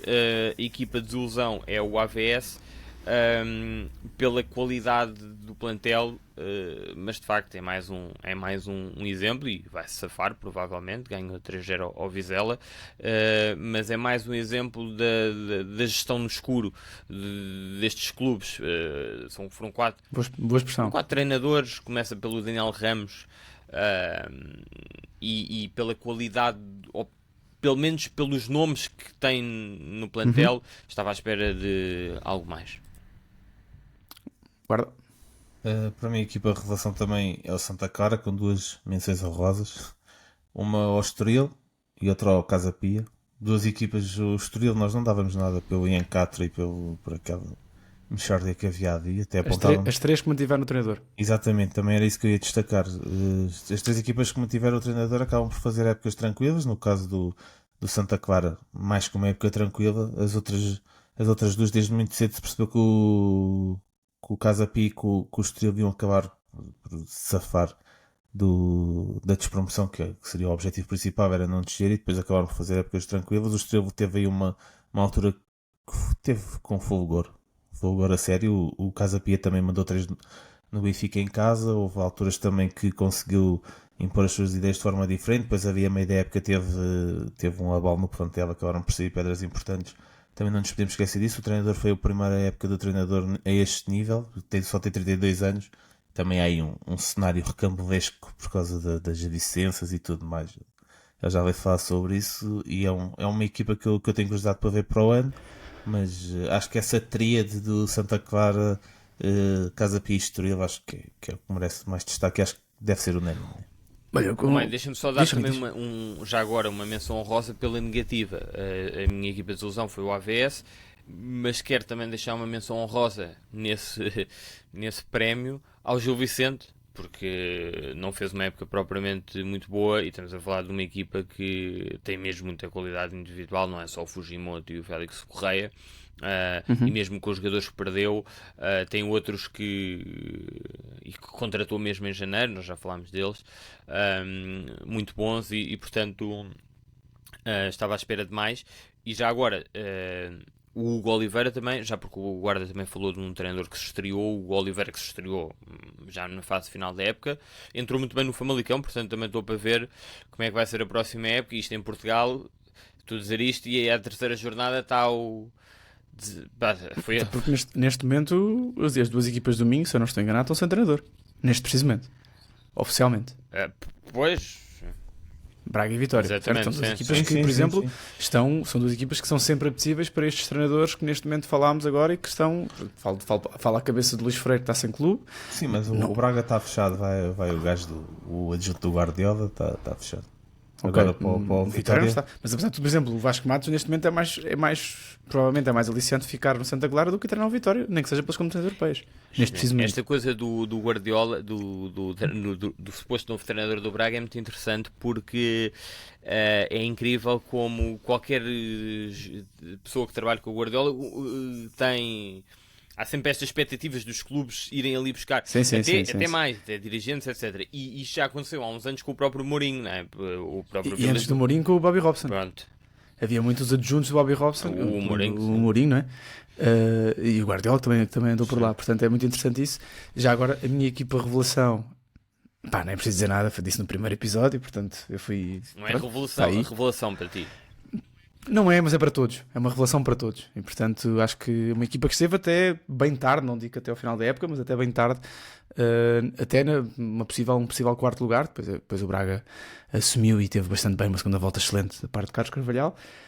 Mas acho que é um trabalho inacreditável de Vasco Matos. A expressão que o Samit utilizou é a expressão que eu também utilizo. Portanto, é a minha equipa de revelação, a minha equipa de desilusão. Andava entre o Gil Vicente e o Rio Ave pela questão das expectativas que eu tinha no início da época por ambas, mas o Samit já usou o Gil Vicente, portanto eu falo também do Rio Ave, uma equipa que começa a época com o Luís Freire, não esquecer, e a coisa não correu bem e também não correu bem depois. É uma equipa que me parece muito agarrada a um projeto que eu acho que está complicado. É uma equipa que neste momento eu não vejo grande luz ao fundo do túnel em todos os aspectos, tanto do ponto de vista diretivo, como do ponto de vista desportivo, como do ponto de vista de infraestruturas. É uma equipa que neste momento está agarrada, é um dos clubes que está agarrados ao projeto, à megalomania de Marinakis, e portanto é uma equipa da qual eu tenho algum carinho, acho que é um clube histórico no nosso campeonato. Não antevejo grande futuro para o Rio Ave nos próximos anos, o que me preocupa, porque é um clube pelo qual eu tenho algum Já carinho. agora fica aqui a polémica, desculpa, guarda, do Marinakis, porque esta semana, quer dizer, há 2 semanas houve aquele episódio com o Nuno Espírito Santo no final do jogo e muita gente reconhecida em Inglaterra criticou o Marinakis por isso, e o Gary Neville foi um dos que veio dizer publicamente que o Nuno Espírito Santo até devia pedir admissão, etc, etc. Nesta jornada o Nottingham jogou em casa. O Gary Neville seria uma das pessoas da Sky no estádio. Não foi porque o clube, o Nottingham, informou o Sky que não ia autorizar a entrada do Gary Neville. Portanto, incrível. Isto até levou o David Beckham também a fazer um post a gozar um bocado com a situação, a defender o Gary Neville e a gozar um bocado com a decisão do... A brincar, estamos a falar de um ato de censura, não é? Agora, diz alguma coisa? Bem, a minha equipa de desilusão, que ainda não disse, provavelmente... Desculpa. O Rio Ave, eu concordo em absoluto com o Maia disse, até porque foi a equipa que eu apontei como equipa sensação no início da época, portanto saiu completamente furado. Acho que foi. Tinha outro tipo de expectativas e saiu completamente furado, e acho que o Maia disse tudo em termos de infraestruturas, de negociatas que anda para ali, o próprio dono do clube que é completamente avariado. Há bocado partilhei uma história com o Maia que essas coisas não podem ser expostas aqui em esta pública, mas não bate bem da bola. A outra equipa, e é a equipa que eu tenho apontado aqui, a equipa de desilusão, para mim tem que referir o Porto, quer dizer, eu não estou habituado a ver um Porto que não compete. e o Porto deixou de competir muito cedo este ano e portanto acho que tenho que referir o Porto, até porque era a primeira época do Vilas Boas, havia uma expectativa interessante, entrou bem na Supertaça, constrói um plantel que nós até chegámos a fazer título num episódio que já era qualquer coisa, no início da época parecia que não era nada e que ia sair completamente ao dado, e de repente o Porto faz um plantel bem jeitozinho, mas aquilo não anda para a frente nem para trás e o Porto acaba por não competir. Mas isso quer dizer que o teu treinador de desilusão é o Vítor Bruno, Pedro Guarda? Não, mas é o Anselmi. Porra, É o Anselmi porque a equipa não melhorou. Mas quer dizer, Isto é muito bom, agora sabe. este aqui é um daqueles erros que não vais, como é que ele tinha dito? Não vou reconhecer. Não vai admitir. Não, mas isto é daquelas. Lá, o guarda vai com a narrativa preparada para não falar mal do Vítor Bruno, como também vai com a narrativa preparada, que eu não estava à espera que tu ajudasses, da questão do Samu e do Bavlidis. Mas pronto, Não, fica tu é que a me nota. perguntaste diretamente e eu lembrei-me. É verdade, tens como razão. assim- Responsabilidade é minha. Eu até fiquei admirado que eu fartei-me perguntar ao Maia hoje à tarde: Maia, que horas é que é o episódio? Eu pensava que ele tinha percebido que eu já tinha aqui uma na manga. Eu farto de tempo, ele nem percebeu. Eu dizia: Maia, mas é que eu estava a esperar. Mas diz já o que é que vais dizer. Pronto, tive que ser aqui. Foste surpreendido. Foi melhor. Mas para mim a desilusão é mesmo o Anselmo, porque a equipa do Porto não melhorou. Não estava bem com o nosso Vítor Bruno, mas também não melhorou com o Anselmo. E é aqui outro caso que eu acho que não vai acabar por não dar nada no Porto, e acho que vai ter que acontecer aquilo que o Sporting fez com o João Pereira. Mais tarde ou mais cedo vai ter que admitir o erro, porque o Anselmo não está preparado para o nível do Porto e também cisma muito numas ideias que não estão a resultar. Diria que tu está um bocadinho mais preparado que o João Pereira. Certo, mas acho que não está preparado, e acho que não é pelo Anselmo que o Porto vai ganhar para o ano, eventualmente. Acho que vai ter que haver ali uma mudança. Achas que Vítor Bruno volta à Primeira Liga para o ano? Espero que sim, tenho saudades. Ora bem, a minha. Samit, antes de ir, posso ser eu. O meu treinador de desilusão. Sei que as más línguas vão dizer que eu ia dizer José Marreco, mas não é. O meu treinador de desilusão é Luís Freire. Luís Freire, quer queiramos, quer não, e apesar de ter iniciado bem a sua temporada sua estadia no Vitória, a verdade é que não cumpre o objetivo, que era medir as competições europeias, numa altura, já agora, em que ele também se coloca nessa posição. É verdade, o Vitória melhorou do ponto de vista pontual na segunda volta, mas a verdade é que falha gravemente contra José Marreco em casa, num jogo que não podia ter falhado, e já tinha sido despedido do Rio Ave, portanto, por um treinador pelo qual se levantam muitas expectativas há já alguns anos. Isto não é o primeiro ano em que as expectativas estão sobre o Luís Freire. É um treinador que eu acho, pessoalmente, que ainda não me provou o suficiente para ter tão boa imprensa. Apesar de tudo, é um treinador do qual eu gosto e gosto de ver as suas equipas a jogar, mas isto não chega só a jogar bem, é preciso também ganhar de forma consistente, cumprir objetivos, e acho que tanto falhou no Rio Ave como falhou no Vitória. Portanto, o meu treinador de desilusão, também pelas expectativas criadas, é Luís Freire. Samit. O meu treinador de ilusão é o Daniel Sousa. Nem vale a pena estar aqui a explicar, não sei o que é que se passou, mas é obviamente uma desilusão. É um treinador que vem de uma excelente época no Aroca e que depois tem estes episódios no Braga e no Vitória.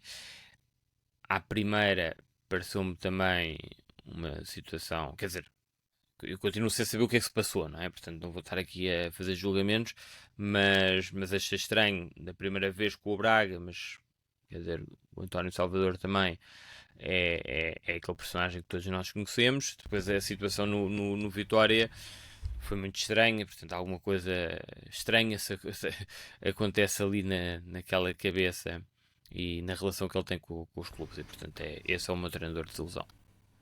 Tenho que voltar para o Aroca para substituir o Vasco Seabra. Momento da época para vocês em Portugal, Samit e Guarda. Olha, o momento da época disse que tinha deixado o Trincão para agora, porque o meu momento da época, e já adiantei isto no último episódio em que participei, é o Vitória 4 Sporting 4, com o golo do Trincão no último lance, um golaço mais um. O Trincão também só sabe marcar grandes golos. E pela forma como o jogo se desenrolou, o Sporting esteve a ganhar, o Vitória deu a volta de uma forma completamente fantástica. Foi um dos grandes jogos desta época. E no final, quando parecia que o Sporting, lá está, aconteceu o Sporting. E o Sporting marcou um golo, e eu na altura quando estava a ver o jogo, pensei que aquele ponto pudesse mandar para o ar. Olha, este ponto ainda vai dar muito jeito ao Sporting, e deu. Houve outros momentos, como é óbvio, o gol do Quaresma, etc. Mas esse momento foi muito importante porque também mostra que o Sporting, como é que eu ia dizer? O Sporting não caiu naquele jogo e tinha tudo para cair. Uma equipa que está a ganhar, eu já não me recordo, eu já estava a ganhar por 3-0 e sofre 4 golos. Portanto, uma equipa que sofre 4 golos e de repente ainda vai buscar o empate no estádio como o do Vitória, acho que é um momento importante. Guarda. Estás sem micro? Agora que estás. O meu momento da época é a vitória. Depois acabou por ser a vitória, mas é o gol do Eduardo Quaresma, do Sporting Gil Vicente, porque é o gol que permite também. Eu estou farto de dizer isto: ninguém ganha campeonatos na última jornada, mas há momentos que definem. E o gol do Trincão que o Samit disse também permitiu isto, mas é o gol que permite ao Sporting chegar à Luz já com 2 resultados possíveis. E acho que aí muda a face do campeonato, porque até ao minuto 93, 94 desse jogo o Sporting precisava de ganhar à Luz. A partir daquele momento precisou apenas, entre aspas, do empate e de jogar com 2 resultados, e acho que isso deixou o Sporting mais à vontade, apesar daqui termos dito também que podia jogar contra o Sporting, ter que se encolher um bocadinho, mas aos 4 minutos o Sporting ficou completamente à vontade a ganhar na Luz e a poder jogar com a vitória e com o empate. Portanto, para mim é esse o momento da época. Esse e o empate 2-2 também no último minuto pronto, mas é esse o teu, ok, já me cadei. Obrigado, Guarda.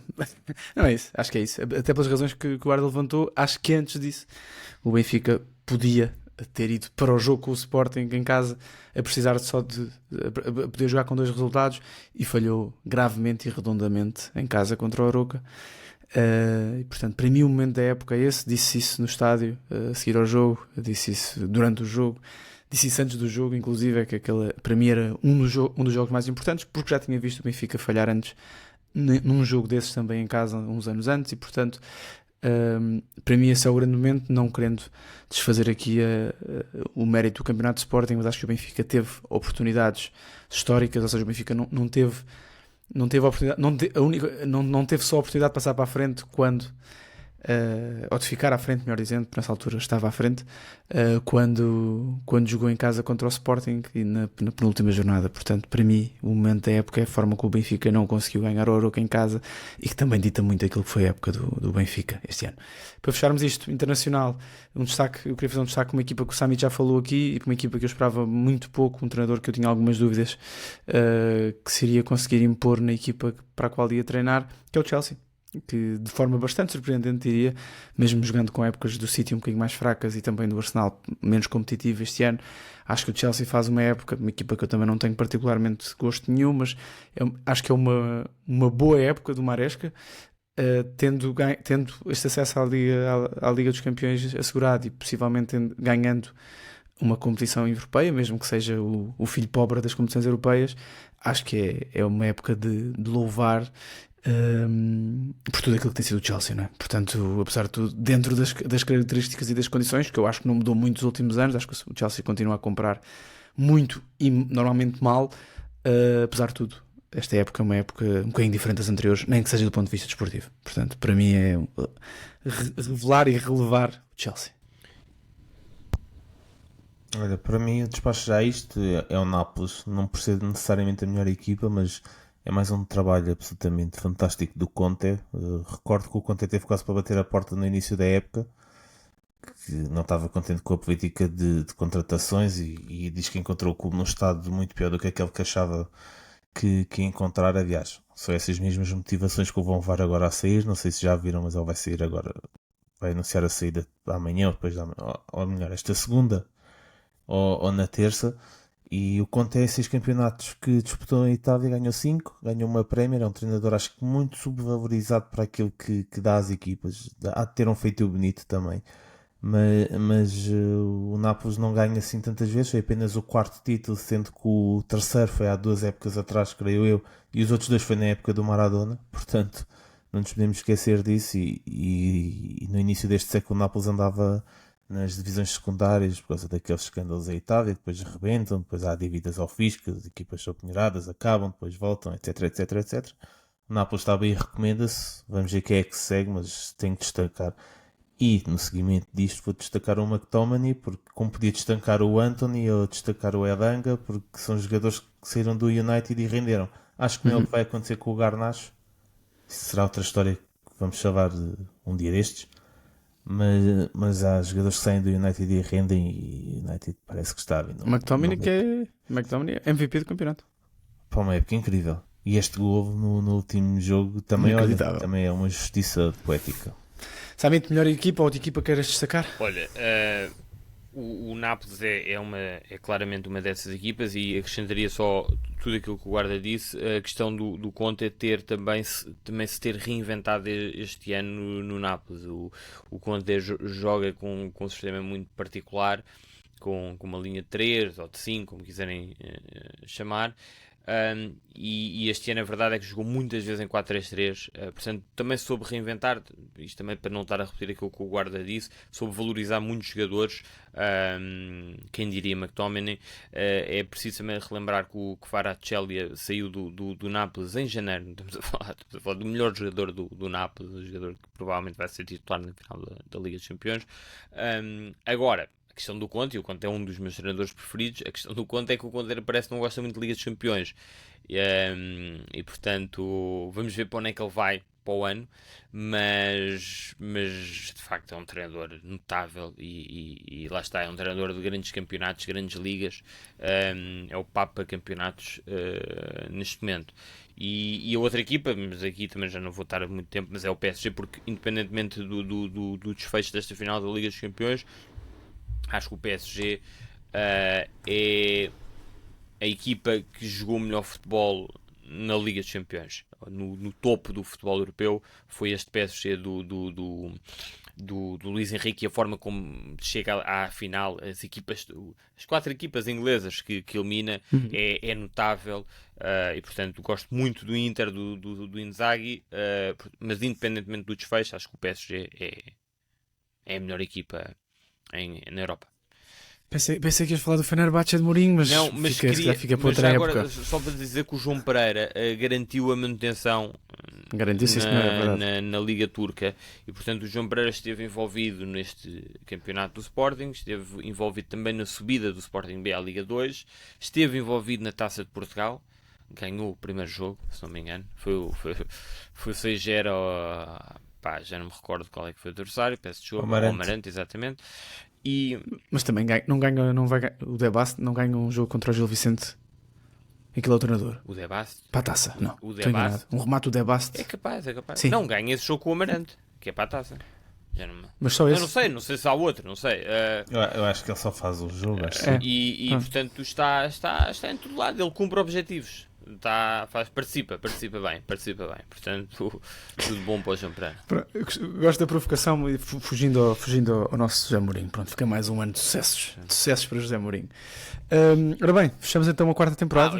Já agora, jogador a destacar, para mim é o Mbappé, porque faz os gols que faz, e as pessoas é tão bom que parece pouco, e isto tem tudo a ver realmente no Real Madrid ou no Barcelona ou no Man United. Realmente tens que ganhar troféus.